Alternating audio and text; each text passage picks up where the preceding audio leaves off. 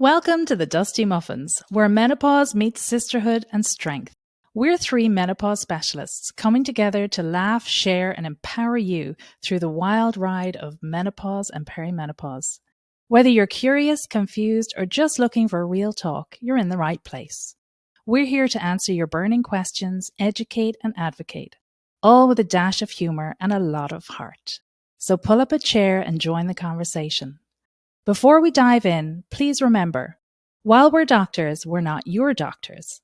This podcast is for educational purposes only and is not a substitute for medical advice. We encourage you to partner with your own medical clinician to address your unique health needs. This is the Dusty Muffins. I'm Dr. Rebbecca Hertel. I'm a board-certified osteopathic family medicine physician and a Menopause Society certified practitioner. I have a private telemedicine practice, and I see patients in several different states. I am Dr. Aoife O'Sullivan, a board-certified family physician and Menopause Society certified practitioner, and I see patients through my telemedicine practice here in Oregon and Washington. I'm Dr. Christine Hart Kress, a board-certified women's health nurse practitioner and menopause certified practitioner, and I see patients via telemedicine in several states as well. Welcome back to another episode of the Dusty Muffins. Today we're diving into a topic that I think is going to answer a question so many women have been asking. We've all heard that endometriosis, adenomyosis, and fibroids are estrogen-driven conditions. So naturally, women expect that as they get closer to menopause, their symptoms should start getting better. But that's not always what happens. In fact, many women tell us their pelvic pain worsens, their periods become heavier, their bloating becomes unbearable, and suddenly they're wondering what on earth is going on. Today, we're joined by someone who sees this every single day. Dr. Karina Hoan is a board-certified OB-GYN and minimally invasive gynecologic surgeon at the Portland Clinic there in Portland, Oregon. She specializes in endometriosis, complex pelvic pain, and fibroids, giving her a unique perspective on what happens when these chronic gynecological conditions collide with perimenopause. Dr. Hoan, welcome to the Dusty Muffins. We're so excited to have you. Thanks for joining us this morning for you, this afternoon for those on the east side. Thank you for having me. Pleasure to be here. Awesome. So can we start off by explaining to our listeners exactly, we'll just go to the basics, what endometriosis and adenomyosis are? Yeah, sure. So endometriosis is when you find glands and stroma. It's a type of tissue that's typically found within the endometrium, so inside the uterine cavity. And that is external to the uterus or within the muscle wall. So the endometrium itself is the lining of the uterus. It is what proliferates or thickens and then sheds out during a menstrual cycle. And if this muscle, if that tissue gets stuck within the myometrium or in the muscle wall, that's adenomyosis. And if it is anywhere outside of the uterine cavity, that would be endometriosis. Okay. And are there two distinct differences between those two as far as symptoms go for women? Yeah. So typically adenomyosis patients present with heavy bleeding, very, very painful periods, more localized to the uterine cavity. And most of their symptoms, at least initially, are uterine pain, uterine difficulties. With endometriosis, because that can impact other structures in the abdomen, the bowel, the bladder, the diaphragm, the peritoneal tissue, which is the tissue that covers all of these organs.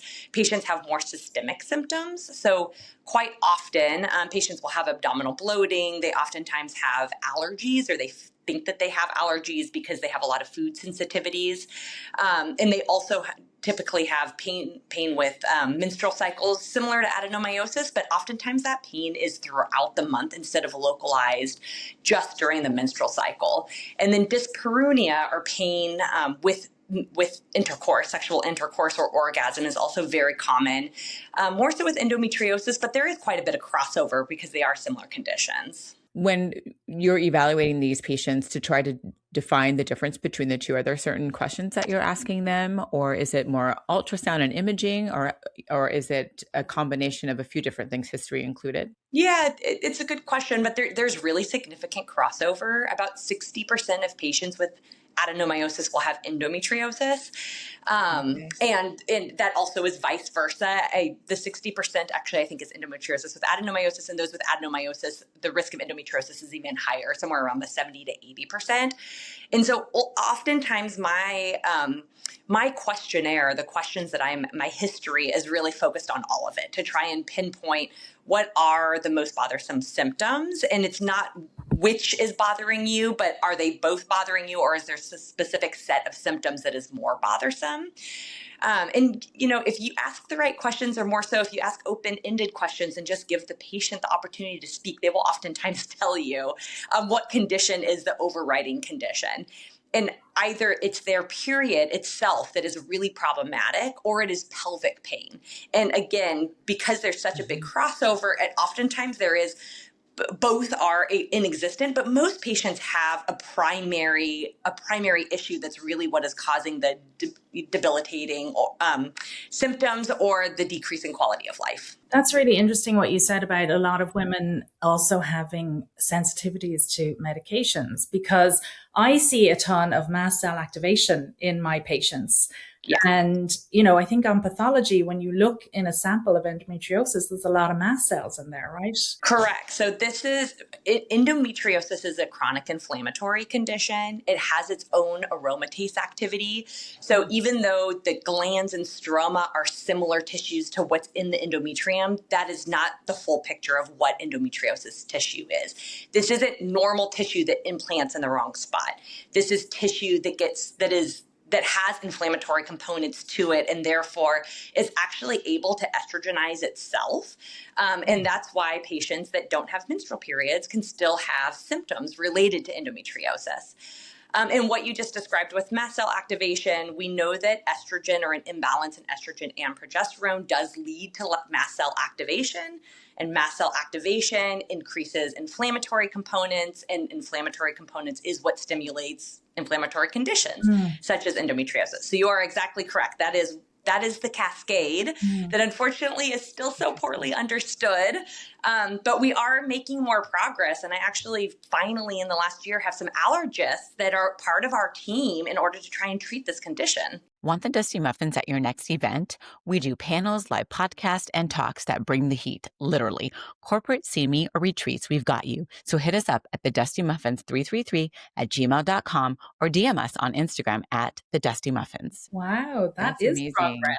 It is really interesting. We were just saying that, it's interesting how mast cell activation has really, and probably in our space, we're seeing it so much because a lot of times these women are, for the most part, hindsight's probably 20/20 for them once we figure it out. But, their mast cell, it doesn't bother them much. And then all of a sudden perimenopause or menopause, and then we discover mast cell activation, or if they've been in menopause for a while, and then we try to add back some estrogen, they start not feeling better at all. They oftentimes will feel worse. And then we fix the mast cell activation first, and then can replace our hormones. And I think that's fascinating that then there's a direct correlation with endometriosis. I didn't even make that correlation.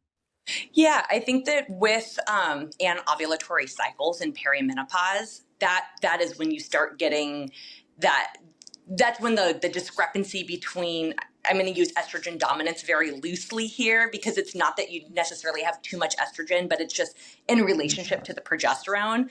It's when those patients become very symptomatic from the progesterone not being released from that corpus luteum. So perimenopause really is kind of the time when most of these mast cell conditions really show themselves. And I see that in endometriosis because patients through puberty have very, an onset of menstruation will have really intense menstrual symptoms. And then they typically get better in their 30s and through the reproductive years. And then when most people feel like, I'm getting close to the end, everything should be calming down, they get a huge resurgence in chronic pelvic pain, abdominal bloating, pain with sex, and all, like you're talking about, the inflammatory conditions. So Dr. Hoan, if a woman has a history of endometriosis or adenomyosis, and then she's coming up to menopause, she's very symptomatic, or she's really concerned about her bone health, and you want to start hormone therapy, what should you be considering as her doctor? Yeah, it's a great question. And actually, this is my favorite cohort of patient because I feel like there's a lot of misinformation. And the misinformation comes from the fact that endometriosis specialists will say, estrogen is the enemy, right? And that you should only be using progesterone. And that's not actually, we need estrogen. As you ladies are all very, very aware that for vasomotor symptoms and for bone health and for metabolic conditions, we need estrogen. It is balancing the estrogen with appropriate progesterone. And there's a couple of caveats here that I think we oftentimes get wrong. Patients that have had a hysterectomy, for instance, for endometriosis, their gynecologist will tell them, don't ever use estrogen because that is going to cause proliferation. And oftentimes, if they are put on hormone replacement therapy and they have had a hysterectomy, they will be given estrogen only. And then when they do have a flare in some symptoms, somebody will say, well, I told you not to go on estrogen. But it's because they need to balance their progesterone. So how I trying to describe this to patients is estrogen is the engine. It causes proliferation, and progesterone are the brakes. It causes decidualization, right? And so the calming of that tissue. So it's not that we can't use estrogen, but with or without a uterus, oftentimes if you have inflammatory conditions, especially endometriosis, you have to balance it with progesterone. And when I say progesterone, I almost always use micronized progesterone, not progestogens, not synthetic progesterone. We can talk about that if you want, but that's my go-to. Yeah. I love that. I love that story only because I have a couple, and you're speaking right to them. I have in my mind a couple women who were actually had a hysterectomy and bilateral oophorectomy because of severe endometriosis, stage 4, I believe, if I'm remembering correctly, before the age of 40, and left with nothing. Nothing. Breaks my heart. So I love that you said that, replay that part over and over and over again for those women, because boy, do they suffer. I mean, every woman that, has her ovaries taken without a discussion of hormone therapy suffers, but especially, these women who are before the age of 40, so many other risk factors too. So I love that, because I don't think they almost never hear those words from their surgeon. Yeah, I know. I feel like we're really separated, right? There's hormone therapists, there's estrogen or endometriosis specialist, and really, I feel like in Western medicine, we divide instead of come together, and we do need a synergistic view to take care of women. Steve, I was just going to say, we do a lot of stacking, don't we? I would normally start the progesterone for a few weeks in this scenario and then add in the estrogen. A, because you're trying to stabilize any of those endometrial deposits, and B, because we know mast cells are probably involved, and progesterone is usually a mast cell stabilizer. Correct. That's exactly my tactic. Yeah. Sorry, Dr. Hoan, the question that I had is, I talked to, a lot of patients who, want a definitive diagnosis of endometriosis, but are never offered, a diagnostic laparoscopy for that. I mean, where is the point where you're managing it in younger women, through medications versus taking them into the OR? Like, when does that happen? And can you explain, when you do take them into the OR, what it is that is being done to help with those endometrial implants? Yes. I might have you ask me the questions again, because I do want to tell you a study that I'm currently involved in, which is so amazing. Okay. And that is taking serology, so doing blood samples for patients to try and find the active inflammatory components of endometriosis, to be able to diagnose this, not through a very uncomfortable endometrial biopsy that gets 0.1%, but through actual blood work. So we are in phase 1 of this trial. I'm currently doing this research with a wonderful group in California, but we're making progress. And the rest of it that I will tell, the other questions that you were asking is that once patients make it to me, right, endometriosis, on average, an individual will see 6 to 7 providers before someone will take their endometriosis seriously. I always tell them, as a surgeon, I see wonderful results, and I also see complications. I always advise patients to do as much medically, least invasive thing first, but you are the one that gets to decide where that threshold is. So I'm going to give you every option of how to medically manage this, and whether today or in 4 years you want to say, I really need a diagnosis. Right now, gold standard is a laparoscopy. So an 18-year-old, a 45-year-old, a 56-year-old, if they come to me and they feel like they can't move forward because of adverse effects to medications or family history and they can't take medications, they get to decide when they do laparoscopy. Does your medication management change by the decade that they are in? It's a really good question. And the answer is yes. And a lot of that is experience and tolerance, right? Adolescents, teenagers do amazing with Depo-Provera. I'm talking age 16, 15 to 16 to 20. After 20, horrible medication. It really, bloating, weight gain. But for some reason, the adolescent group, they just really tolerate it very, very well. With minimal weight? I would say minimal weight gain for them too? With minimal weight gain. Okay. It is really interesting. And I do, patients that come in and that is their concern, either they have behavioral health history or severe anxiety or they're already obese, then it's not what I go to, right? But it's the only population that I'll even really counsel them because, and a lot of other people, I of course will say this is an option, but patients do tend to have weight gain and severe anxiety and almost nobody will choose it.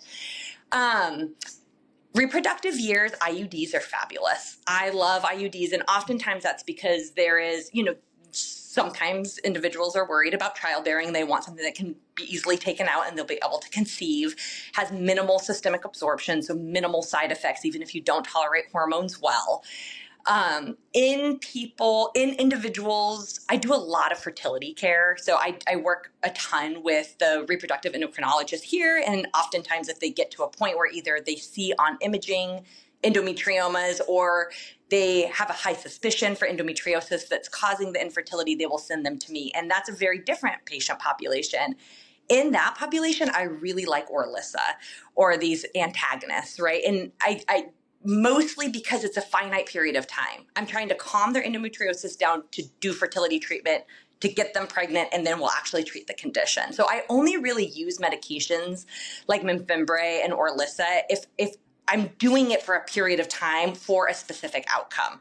Otherwise, I feel like it's a Band-Aid, and then we get to this 2-year mark, and we're like, okay, we're back to square one. Did I answer your question? Yeah, absolutely. Okay. Yeah, absolutely. The other part of that question that I had is when you surgically, what is it that, can you explain to our audience when you do go in surgically and you find the endometriosis, what approach are you taking for management? Feeling off in midlife? I'm Dr. Rebbecca Hertel, and I offer concierge telemedicine across multiple states focused on hormones, weight, libido, and sleep, and longevity. Let's get you thriving. So visit www.osteopathicmidlifehealth.com. Yeah, it's a great question. And again, it really depends on where the patient is and her fertility journey and what her goals are. I did a fellowship in minimally invasive surgery, and almost all fellowship trained surgeons that work with endometriosis will do excisional surgery. Fulguration is something that there's certain areas in the pelvis and individuals that want to maintain fertility.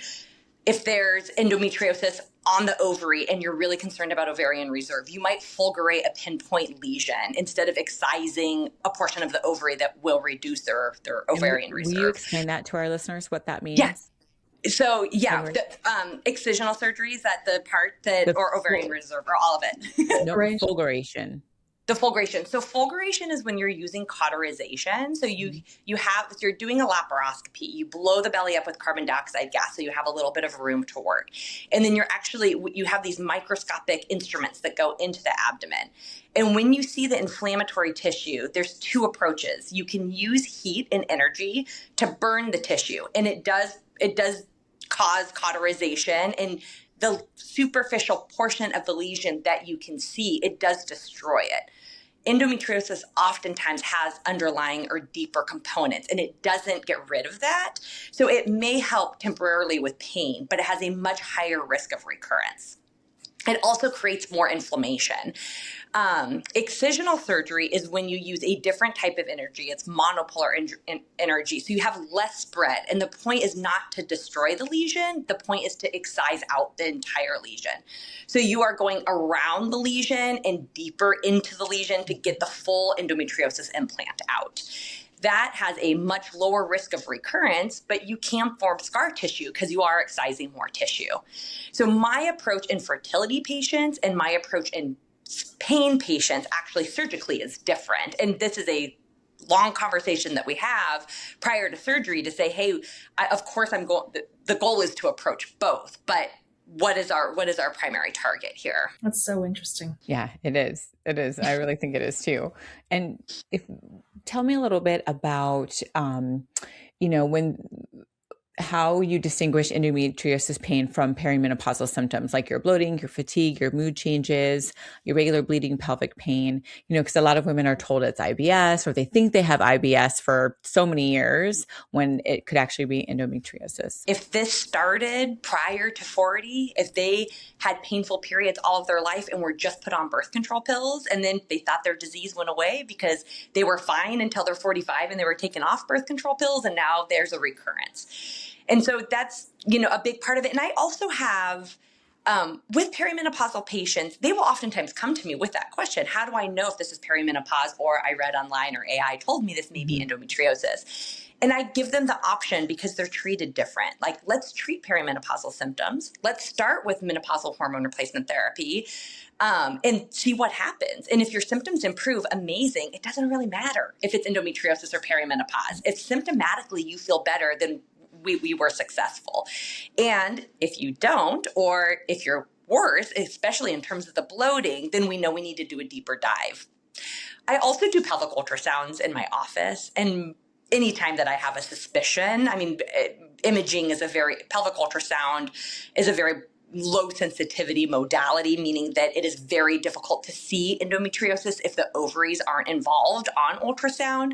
But it will give me an idea if the ovaries are clean, if the uterus moves well, if the bowels are moving freely. I can say this is an advanced disease. And so we have the option of looking into medical management without feeling like there's a medical need to be more aggressive. What do those ovaries look like on ultrasound if you're suspicious for endometriosis? That's a new one for me. I haven't heard that. Yeah. So, really, there's two components you're looking for, and that is if they're scarred and how free they move. So I can tell when I move a probe if an ovary is moved or if it's tethered or adherent. And then endometriomas look very different than other types of ovarian cysts. Even small ones, but you can see that dark component. It's not fluid filled. It's not simple. And then it just fits out. The ovary is not moving and there's a 1 centimeter dark lesion there. It's likely an endometrioma that's tethering the ovary. Yeah, I've noticed more and more on ultrasounds. Like, I used to not see that, coming in from radiology, but I'm noticing that. And I also noticed that 30 years ago, adenomyosis, like, you weren't seeing those come back in the reports. And now it's like, I don't know, everybody has adenomyosis. So it's interesting the ovary one. I was curious if it was some other thing I didn't know about the movement. That's awesome. Yeah. Maybe they're getting better training as radiologists. And I also think it depends on where you specifically have your imaging read. Yeah. Right. Yeah. If I'm not a radiologist, and if I have suspicion, but I'm not sure, I have different individuals that I will send people to based on what my suspicion is. Mm-hmm. I was just going to say, we were also wanting to pick her brain about fibroids. So I was going to ask her, was there anything, just to wrap up the endo and adeno part, was there anything you wished more women and doctors understood about endometriosis and adenomyosis? Oh, that's a big question. I think the biggest discrepancy that I see in my clinic, or misunderstanding maybe, is how birth control pills, like what their role is here with endometriosis. Mm-hmm. I oftentimes hear patients coming from the naturopathic world saying, I have no idea why one would recommend a birth control pill when that is estrogen that is feeding endometriosis. But if you truly look at how birth control pills work and how they down-regulate your body's production of estrogen, we're talking about synthetic hormones that are very, very they have a high affinity, so they attach super, super well to these structures and they decrease your body's own production. If you're choosing the right birth control pill that's a really low dose of add-back, your circulating systemic estrogen is low, and then you have a progestogen that is causing that desidralization or calming effect of the endometriosis. So there are patients, especially young patients or reproductive patients, that do very, very well on birth control pills because it's decreasing circulating hormones and decreasing circulating estrogen mostly. That's one part. And the other second component that I think is really important to understand is that endometriosis tissue has a resistance to progesterone.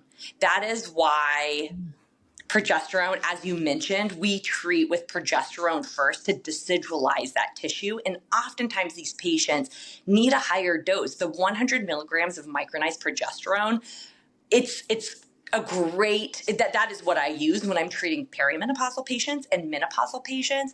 But when we're trying to get control of menstrual symptoms in patients with fluctuating estrogen and levels of really high estrogen, sometimes I'll take that micronized progesterone to 200 milligrams, maybe even 400, just for a period of time to desidualize things, or use Slind, right, to try and really calm things before I add the estrogen. So I guess moving, like talking about fibroids, so we can pick your brain. So as we know, incredibly common.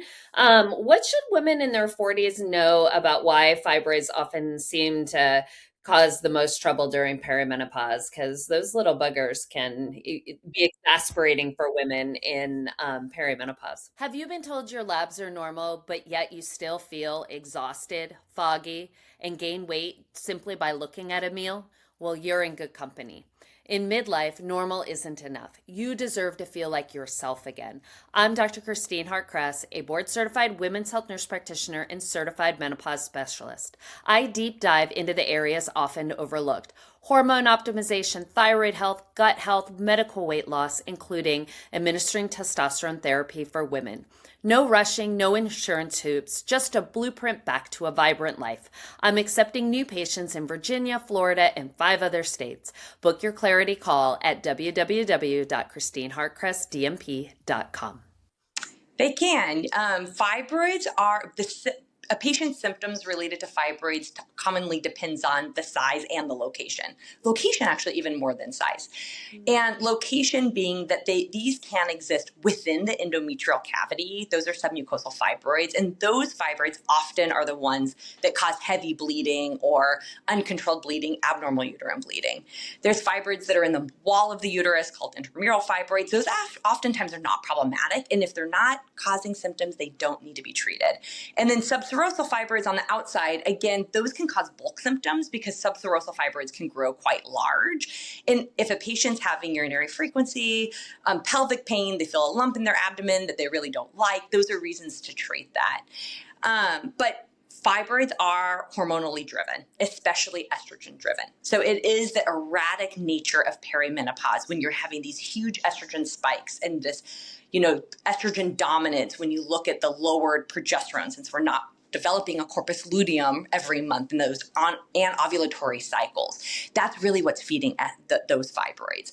And so it is actually fibroids grow by themselves and become more symptomatic, but then also just purely that discrepancy between estrogen and progesterone increases abnormal bleeding. And if you're increasing abnormal bleeding in an individual with fibroids, it's going to make them more symptomatic. Makes sense. And do you have some women who then have been in menopause for a few years and stop bleeding and don't have any issues at all with their fibroids, and then putting them on menopausal hormone therapy? Do you talk with them and about that you could start bleeding from those fibroids, or how do you counsel your patients? Absolutely.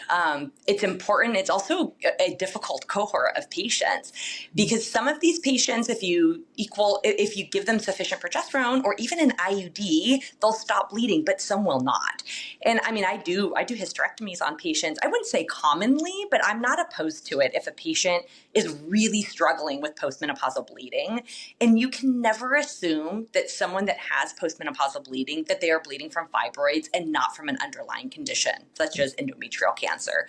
And so for the patient, it more so is the frustration with the workup because they have abnormal bleeding. You adjust the progesterone. I do tend to give 3 months, maybe even 6 months if I'm getting some improvement and I'm not concerned about the bleeding. So I'm not someone that if someone has a known fibroid and we start them on hormones and they bleed, I'm not going to automatically make them undergo these really uncomfortable office procedures. But I will watch them, and if the bleeding is concerning at any point, or if it's prolonged and not responding to my hormonal changes, then we'll end up doing either an endometrial biopsy with a hysteroscopy, so look with a camera inside the uterus, see what's going on, do some sampling, sometimes a myomectomy where we're removing the fibroid, or in those patients that we really can't get control of it, we'll do a hysterectomy. When a woman comes to you and you diagnose her with fibroids, what are her treatment options? So it depends on age and fertility journey, desires. But always starting with medical management to see if we can control bleeding. It also depends on what are her main symptoms bleeding, or are they bulk symptoms? Because some patients don't, they have very minimal periods because the fibroids are outside the uterus, but they are normal BMI individuals with this huge lump in their abdomen. And so if it's bulk symptoms, I will always counsel them on uterine artery embolization, which is a less invasive than surgery. You go to an interventional radiologist and they clog the vessels that are feeding the fibroids, and that causes necrosis or cell death of those fibroids, and it shrinks the fibroids and really will help with bulk symptoms. Shrinks fibroids between 30 and 60%, so it's great. And then there's other procedures that you can do laparoscopically that are not removal of fibroids or removal of the uterus. Fibroid ablation. I actually don't do these procedures. I was trained to do them and stopped doing them because my patients just tend to do better when you resolve the actual problem, which is typically taking the fibroid out. So medical management with hormone, you can use birth control pills, you can use IUDs if the fibroid's not inside the cavity. And if you can use tranexamic acid, which is a non-hormone medication that increases clotting and therefore decreases the amount of vaginal bleeding they have.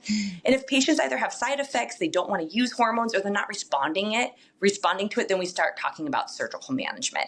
And surgical management really is guided by the location and the size of the fibroid. And the uterine artery embolization, what's the recovery like after that? It's easier because they're really small incisions. Most interventional radiologists go through the femoral veins. I would say it's easier in terms of the procedure itself, but patients do have really significant cramping and really significant discharge because as the fibroids shrink, it's because they're not getting sufficient blood supply, and it is really, really crampy.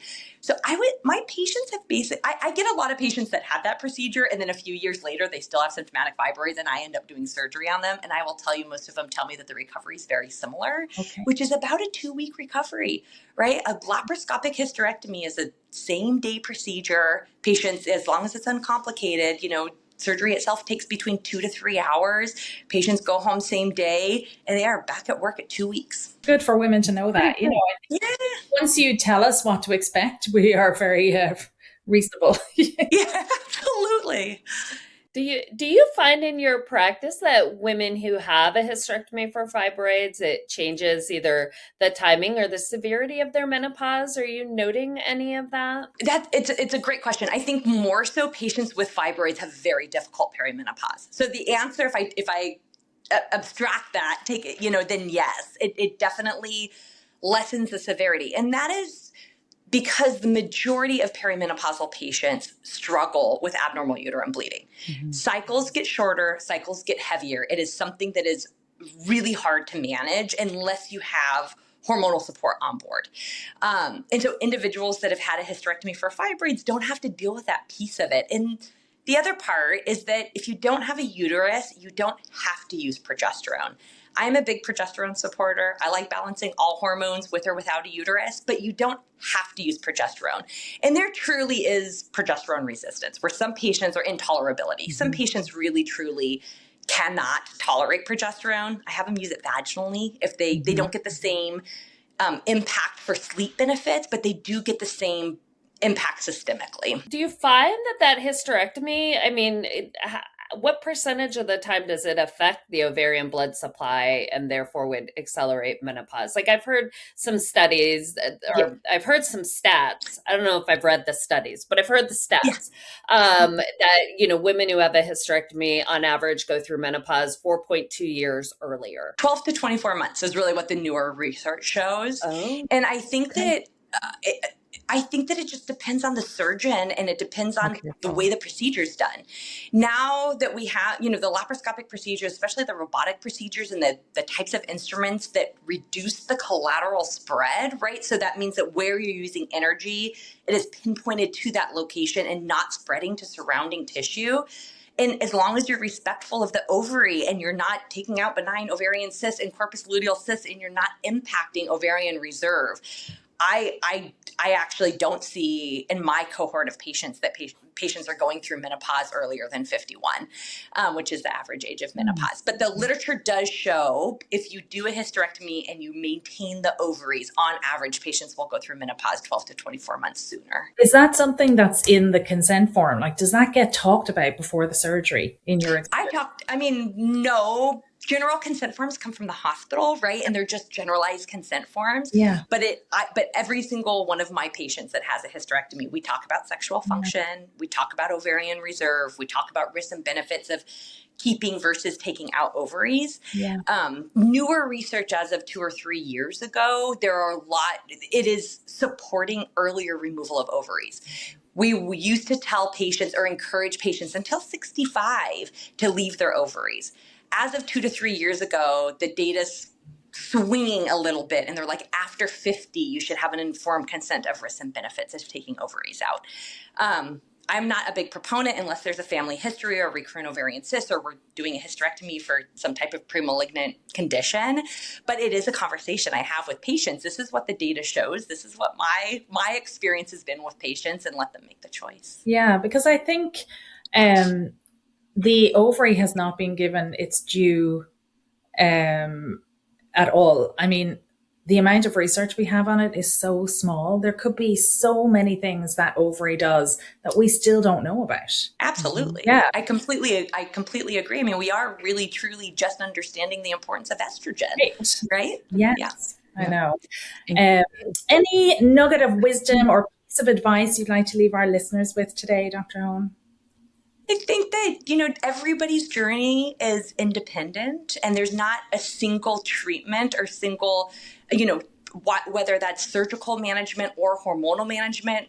When you look at personalized hormone replacement therapy, it really is about your journey and your history. And so I feel like everyone deserves an open conversation with a provider that's going to listen to them and take their entire history into view.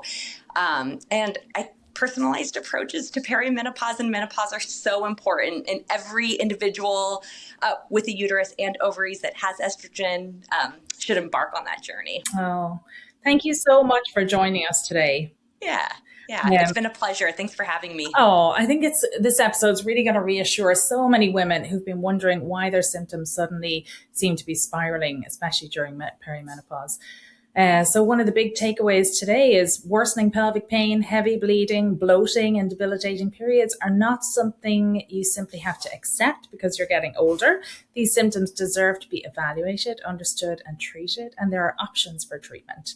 If you'd like to learn more about Dr. Karina Hoan and her work, we'll include all of her information in our show notes. If you enjoyed today's episode, please take a moment to follow, subscribe, rate, and review the Dusty Muffins wherever you get your podcasts. Those ratings and reviews might seem like a small thing, but they help us reach more women who are sitting at home wondering if they're the only ones struggling with hot flashes, brain fog, sleep issues, weight changes, low libido, anxiety, or all the other delightful surprises that hormones can throw our way. Share this episode with a friend, your sister, your partner, your colleague, your mother, or that woman who keeps saying she's fine while surviving on caffeine and sheer determination. The more we talk about these topics, the more women realize they're not alone and they're not imagining it.